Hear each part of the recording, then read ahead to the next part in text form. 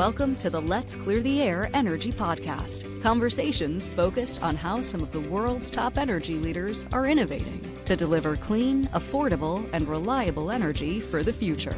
Hey, everybody. Thanks for joining us on the latest edition of the Let's Clear the Air Energy Podcast. As always, I'm joined with Stuart Salters and Bryan, the co-hosts here. And today we have a really special guest, Sam Boxerman. He's a recognized leader in environmental law and a partner at Sidney Austin, which has 4 decades of expertise. Sam has built a distinguished career defending clients in environmental litigation, regulatory matters.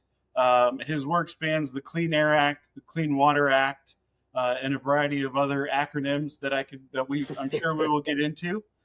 He's known for guiding clients through complex government investigation and enforcement action. So before joining Sidney Austin in 1991, he served as at the U.S. Department of Justice, where he prosecuted environmental enforcement cases and served as a special assistant to the U.S. Attorney. Sam, your insights go across many industries. We're very thankful for you to be here. Welcome to the podcast. Thank you very much for inviting me. I'm looking forward to the conversation.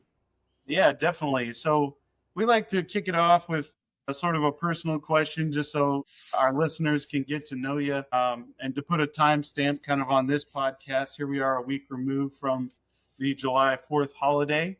So how was your 4th? What did you do for the 4th?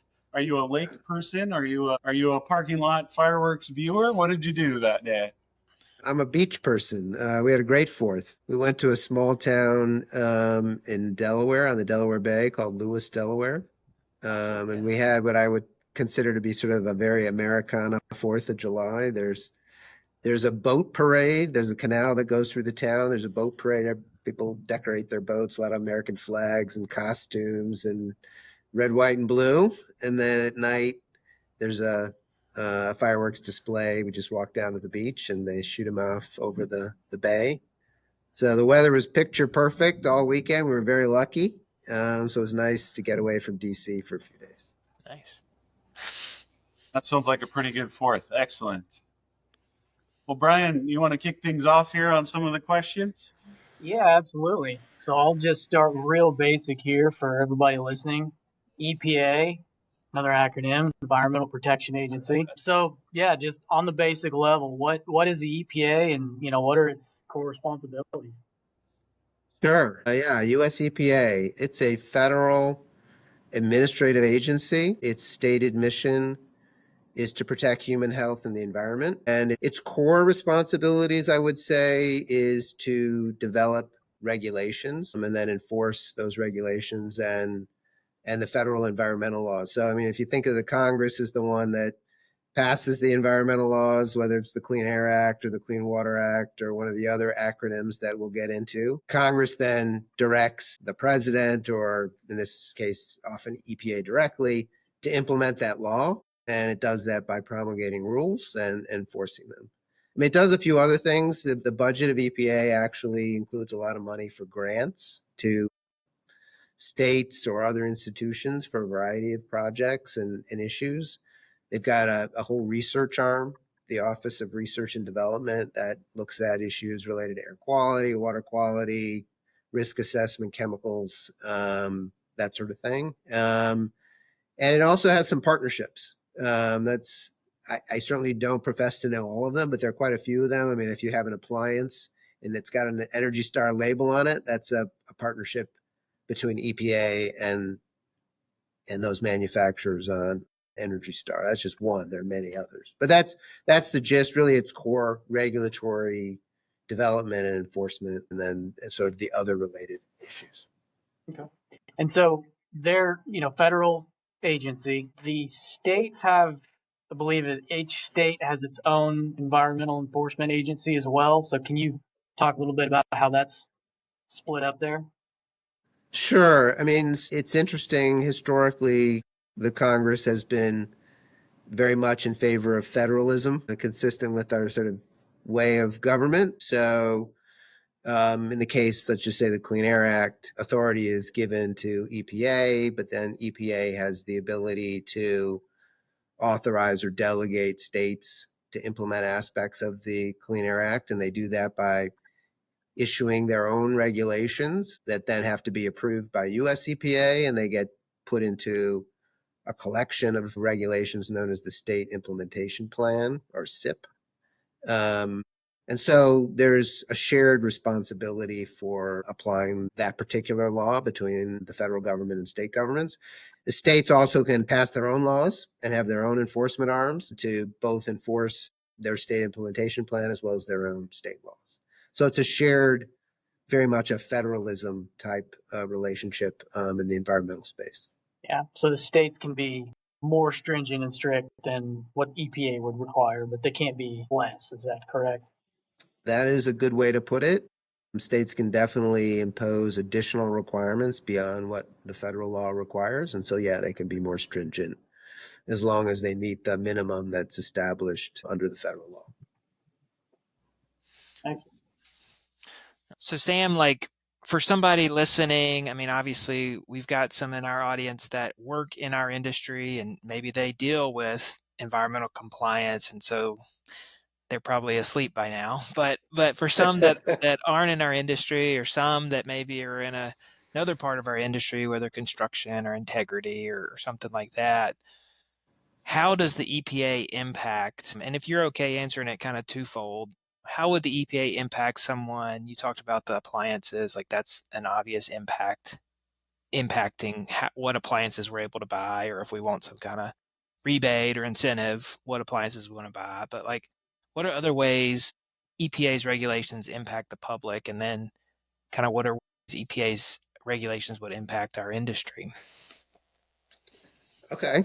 Let's take the first one. Yeah, there are many ways that EPA, their work shows up in our daily lives. So I'm in my office today. I've returned to the office. At the end of the day, I'll get in my car, drive home. In my car, I've got an old internal combustion engine, no EV.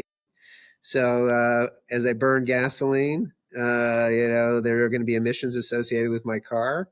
Those are regulated by EPA under Title II of the Clean Air Act. And there are all these, there's software and hardware in your cars now that, restrict the emissions. So I show up at my house, I go inside, I flip on the light. The electricity is turning on the light. The electricity comes from the power plant. I don't have solar panels on my house, so I'm getting electricity from the local power plant, which burns coal. And, the emissions from the coal plant are regulated by EPA, and a lot of the other aspects of that operation are subject to EPA. Yeah, I was going to say, try and buy an incandescent light bulb right now. Yeah. Can't really find them, right? It's all LEDs these days. Exactly. So, that's partly from incentives that are tied to EPA policies. Yeah, there are others, you go drink water from the faucet, that's regulated by the Safe Drinking Water Act. They set standards. When we went out to watch the fireworks, it's at dusk. I'm the one who wants to, layer myself with the latest insect repellent. And, there's a whole federal statute that governs insecticides and fungicides and all those good things.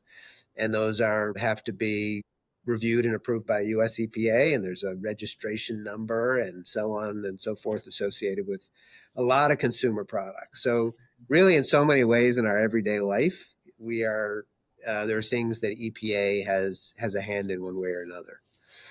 As far as, the midstream industry, that's a much larger and sort of complex set of requirements that EPA has. So, any operator is going to be subject to federal regulations. I'm operating, a natural gas processing plant, or I'm operating any sort of gathering lines, or any aspect of the midstream operations, they're going to be subject to EPA regulations. So, the emissions are going to be regulated under the Clean Air Act regulations that regulate methane. There's leak detection and repair requirements. There are hazardous air pollutant requirements. So, all the emissions are regulated, and then any waste that's generated in the course of the operations that needs to be disposed of, those have to comply with federal and state requirements under the Resource Conservation Recovery Act. If we're building something and we're going to disturb a wetland, we're going to have to comply with the Clean Water Act and get the appropriate permits and maybe also state approvals. So, throughout the course of any operation, there are going to be Air Act, Water Act. If you're interfering at all with an endangered species, you're going to and you're building something, you're going to have to deal with that. So it's pretty expansive when you're thinking about our industry and how it's regulated by these various federal laws. Yeah, no, that's good. I guess just to kind of follow up, and I like the bug spray example as someone that lives in the swamp in DC. There are lots of mosquitoes in my backyard this time of the year. But I mean, there's balance, right? I mean, I don't want to get carried off by the mosquitoes in my yard, but at the same time, I don't want to put anything on my skin or my kid's skin that is gonna, be dangerous. And same with our industry, right? Like we recognize the energy the midstream operators provide meets a need. Turn on the lights, if it's a kind of a liquid processing facility or a liquid gathering line, like eventually gets to the fuel that we put in our car. And so I guess could you explain a little bit about how EPA goes about striking that balance of economic benefit, good for Americans as well as, protecting the environment, protecting the bugs and the bunnies? Yeah, interesting question. I'll have to say it sort of depends a little bit because, as a general matter, EPA to some extent does try to balance off, I think, environmental protection with sort of the interest of stakeholders who can provide comments on a proposed regulation. And so they take those into account, those economic and stakeholder interests. But to a certain extent, it depends on the statute as to whether or not EPA is technically authorized to consider costs and economic issues in deciding what it does or doesn't do. Dating back to the Reagan administration and then the Clinton administration, there are executive orders that have come out of the White House that direct agencies like EPA to assess costs and benefits.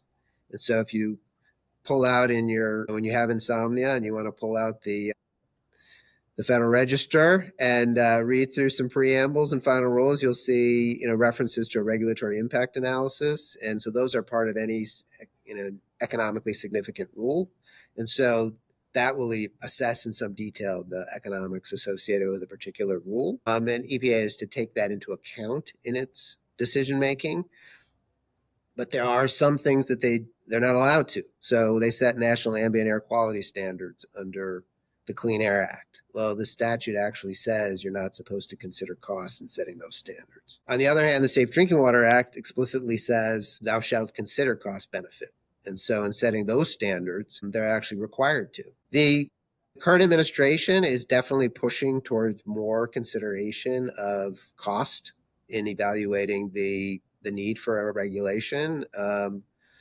So the president issued an executive order pretty early on in the administration directing, I forgot exactly the title of that particular executive order, but it was directed at a deregulatory agenda, encouraging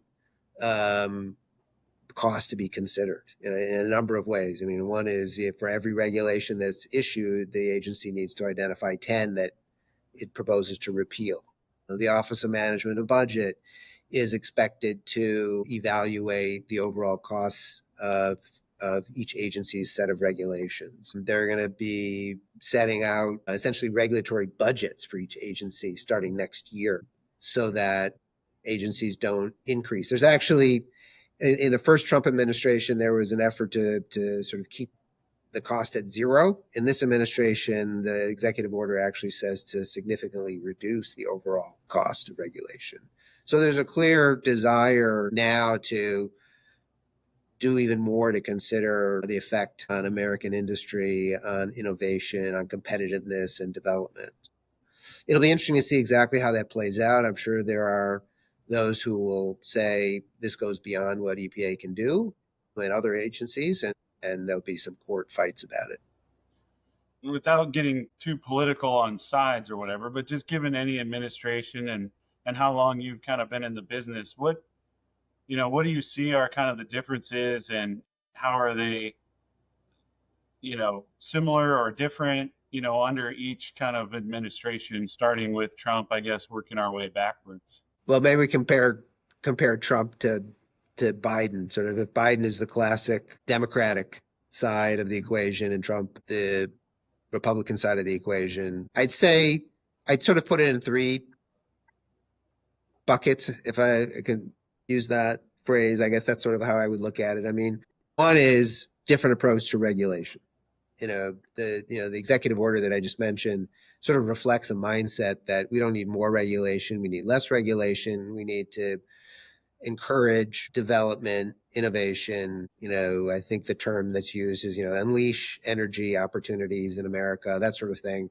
That's the clear direction from this administration. And the administrator of EPA announced an intention to revisit or reconsider or rescind over 30 regulations that had come out during Biden and Obama.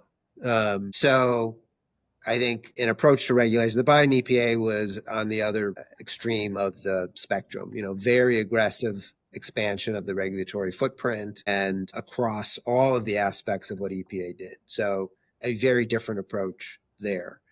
I'd say the second bucket is climate. I mean, climate and regulation of greenhouse gas emissions and all things climate was a priority for the Biden administration, no doubt. And it was very, throughout EPA's efforts and other aspects of the administration. Yeah. Whereas, we've seen pretty clearly from the president's executive orders, from statements by the administrator of EPA, by the steps they've taken so far to propose to rescind the power plant greenhouse gas emissions rule, from what we're hearing is being considered related to the endangerment finding for greenhouse gas emissions, that this is a clear pivot for the Trump administration and particularly Trump EPA to focus on the more traditional environmental issues of air and water and waste, and not to be focused on greenhouse gas emissions and climate in the same way that Biden was, and Obama, I think, to a lesser extent. I'd say the third thing is, at least so far, is aggressive enforcement. Biden was particularly aggressive in enforcement, and what we're seeing so far is an administration that is not nearly as aggressive as Biden was. And I'm kind of hopeful that it's going to be a more collaborative approach to finding solutions that will, provide environmental protection in a sensible and reasonable way, as opposed to, taking out the hammer and trying to impose, the most aggressive penalties and relief that really limits, a lot of what America offers. So I think those are sort of the three ways that I see a different approach under this EPA and this administration as opposed to the previous one. And I think it's pretty representative of how the pendulum has swung back and forth between and amongst administrations. So Sam, I always found something interesting. We have the laws on the books, Clean Air, Clean Water Act. They kind of define all these things, but the EPA seems to have a lot of discretion over the regulations that they, come up with and enforce, which kind of varies, like you just mentioned, in between administration and administration. Can you speak more to that, on just how much leeway they actually have on developing regulations and whether or not that's actually, a law that was passed, or is it just from the original laws that gave the power of EPA to do that? Great question. I would say, there are some things that are spelled out in the statute. Thou shalt issue a regulation on X. The Congress would have been very prescriptive in what the agency must do and must do by a certain date. In the world of power plants, the Clean Air Act was amended back in 1990, and there were specific requirements for the acid rain program to install pollution controls, and there were dates and requirements. It was very prescriptive. And so EPA then would implement based on those pretty clear directions from the Congress. But in a lot of other areas, they have more discretion to exercise their judgment. So, I mean, establishing what the right way, if at all, to regulate methane emissions. There's a lot of discretion on how you might do that. It's not set out in the statute. They're supposed to use, best demonstrated technologies, but, how that's determined is based on a balancing test. And, then there are monitoring and record keeping reporting. They have a lot of leeway as to what would be the appropriate way to monitor, keep records, and report on those sorts of things. So they have some things that they must do by a date certain, and it's pretty spelled out. But in a lot of other ways, I think you're right. There's a lot of discretion here. And there's usually some criteria set out in the particular provision of the statute that the agency is applying. But within that, they have a lot of room to apply their own judgment, their own assessment of the data. And yeah, that's why you see such variability, I think, between and among the administrations historically. I mean, I think we've touched on two of the three branches of government. And so, Sam, just curious, what is the role of the courts when it comes to EPA regs? Yeah, I was thinking about that, and I meant to say something in response to Bryan's question. It's a great add-on there because, we saw last term, again, getting a little nerdy in the weeds of the world of administrative law, but there was the decision by the Supreme Court in Loper-Bright, which reversed an earlier Supreme Court case referred to as Chevron, which provided some measure of deference in the case of a statute that was determined to be ambiguous to the agency's interpretation of the law. But Loper-Bright eliminated that deference. And so I think what we might see from the courts is the courts not, there'll still be some deference to EPA's technical expertise depending upon the particular situation and what exactly the statute provides. But I think we will see the courts jumping in and saying, no, that's not what we think the statute says, and we're not going to defer to you, EPA, on how you are interpreting the statute in the same way that they may have before. I don't want to suggest that there's not going to be any deference. I think there's still going to be some, at least as of now. I mean, obviously, the case law is evolving, but I think we will see the court's more willing to say, well, that's what we think the statute says and means, and that could have implications for how the courts review particular EPA actions. So we talked a little bit about enforcement. If a company does violate it, what does that enforcement look like today? Yeah, I mean, whether something becomes a federal case, we're going to make a federal case out of it, really does depend on whether, the nature of the violation or the particular statute. There's also to Bryan's point, there's a lot of discretion here as to, what enforcement authority the agency may use. But they do have some pretty expansive powers. So if there's a violation of the law, EPA can proceed with a civil enforcement action. They can do that either administratively or they can do that through the courts. Or if it's a particularly serious situation and they believe there's intentional violations of the law, they do have the ability to proceed with a criminal enforcement matter. But that's not the most typical. The most common one is civil enforcement. It usually starts with EPA gathering information. They have broad information gathering authority under most of the environmental laws. So they could do that either by, coming to your facility, knocking on the door and saying, we're here for an inspection. We want to see your records. We want to gather some data. Or they can send you a letter, dear facility, please search your records for the last 5 years for these 50 items. And it's pretty expansive. And also, as you all know, there's a lot of reporting that's done. And so it may be that in the course of filing a lot of reports, there's information that says there's a non-compliance. So they gather all this information and then they can decide whether or not they think there's a violation. And if there is, they can decide again whether they want to proceed with enforcement. They could issue a notice of violation or an NOV. And then there's a whole process then for engagement between the alleged violator and the EPA to decide how to proceed. The facility could say, we didn't violate the law and here are all the reasons why we didn't. Or that was then, we fixed it. And there's a back and forth. And typically these things get resolved. They get resolved usually in an administrative consent agreement between the facility and the EPA. There may be a penalty associated with that. EPA has the ability to demand civil penalties. If it's a bigger deal, then they'll refer the matter to the Department of Justice. And if there's a resolution, then it's done in court. There's a more formal process of filing a complaint and then a consent decree. So that could happen in that way as well. You don't settle, then you can fight it out either in federal court, or if it's an administrative process, through an administrative proceeding. Interesting.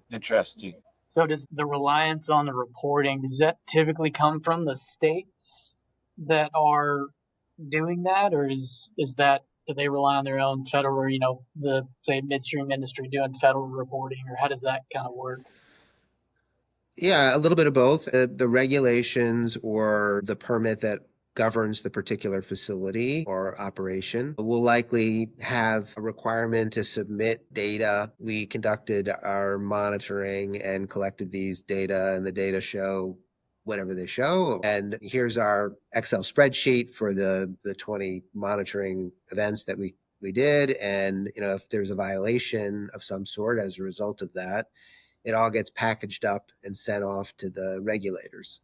I should say that the sort of on the ground first line regulator typically is the state agency. They're usually the permitting issuing authority.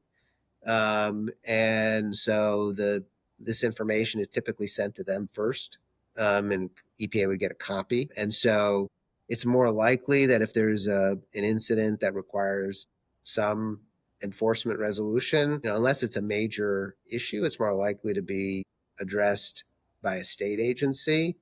And EPA has oversight. They can come in if they choose to, but as a general matter, this information comes into EPA through these, unless they're gathering the information themselves. It's possible that the state sends out its inspector. The state, again, is more the on-the-ground regulator. They tend to visit these facilities depending upon resources. They may come once a year to a facility, whereas EPA may only come once every several years. So the state inspector goes out there, gathers information. Maybe they determine that they find some information that suggests noncompliance, and they may send that off to EPA, and then EPA can decide, if it wants to do something with it. Hey, Sam, I got a question for you. Actually, I have a bunch, but I'll ask this one just because I think it's a little more of a developing situation. So, a big part of what the midstream industry does, there are emissions associated with it. And by all means, the operators are doing what they can to mitigate those emissions, find and fix leaks. But there are some that happen that they haven't found, or maybe are just small and they're on the list to be fixed, but they're just prioritized inappropriately. But there's a lot of people, or a lot of companies or organizations, I guess, that are looking for these leaks, satellites, drones, whatever it might be. I mean, what is the interaction between like a EPA and maybe a group that has its own satellite monitoring these emissions? And I mean, is there a relationship, or what, kind of explain a little bit about what is all going on in that regard? Yeah. I'd be interested to see what's happening now in this administration. I would think in the previous administration, the relationship was pretty close. And my assumption was that sort of information was provided. There was sort of a regular pipeline, no pun intended, directly from those entities to state and federal regulators. If they had information suggesting that there was a significant leak or any leak, they would be providing that information to the regulators and encouraging them to take action. They have their own ability, depending upon the nature of the issue, to pursue a citizen suit claim. So if there's particularly the large environmental groups that have the resources to have a satellite or drone or other information gathering effort, they could potentially pursue their own claims as a citizen under the Clean Air Act, assuming they could established standing to bring the case. So there is the whole question about the super emitter program under the revised regulation governing methane, and how EPA is going to consider that information and make sure that it's in fact consistent with good science, and they're going to vet it. I mean, that was the idea. I guess we'll see in the reconsideration process how that shakes out, whether it survives that process at all. But I think there's, at least specifically as to the midstream sector, I think the jury's out because of the latest rule. But I think at a high level, I think your thinking is right, that there is coordination, and has been, between those groups and the regulators. So we like to kind of bring things to a close with a question that talks about the future, right? So, you're on this podcast today here in 2025. You're back on in 3 years from now, let's just say, and you're happy about the way things are going. What has happened over those 3 years that has caused you to be happy? What, in your world, what would you like to see, or how would you like to see it? Yeah, I mean, I'd like to see the administration move forward on a reasonably expeditious timeline with some of the tasks in front of them. They've got a lot that they want to take a closer look at.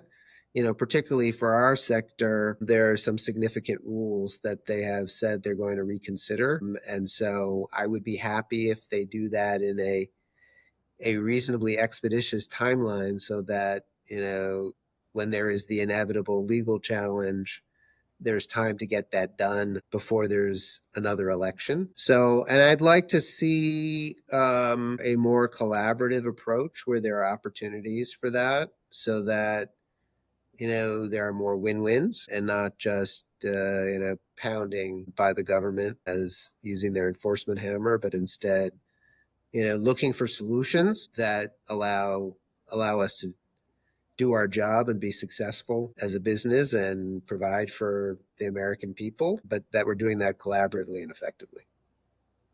Nice. Agreed. Trying to find the win-win is the difficult part in there, I think, sometimes. Well, Sam, thank you so much for your time. We really appreciate it. I feel like we could dig into more here, but I think we got the highlights covered, and really appreciate your time. Great. Well, thanks for having me. This was fun. Really enjoyed it.